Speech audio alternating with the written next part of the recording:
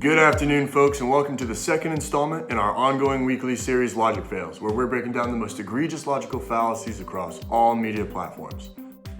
I've been more bored in quarantine than I think I've been in my entire life, but this week managed to be exceptionally busy. So let's hop right in.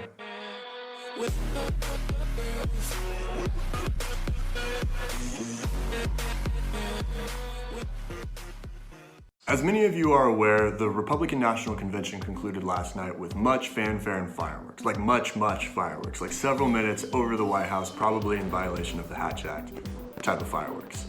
But I'd like to call attention to a tweet tweeted about First Lady Melania Trump on Tuesday, shortly before she gave her RNC speech. The tweet reads as follows.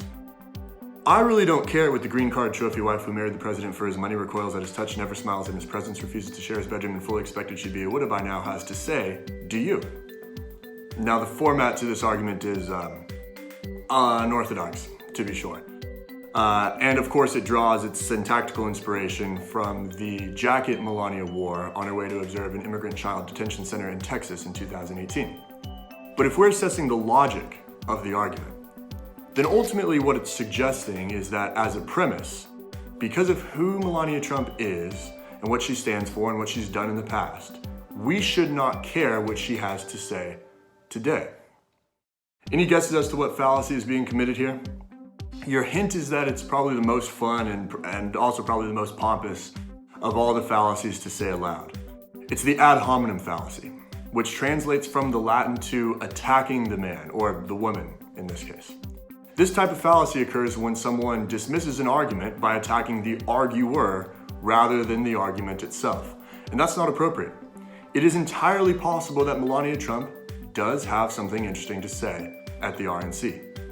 After all, Michelle Obama provided her with plenty of fresh content to plagiarize just last week.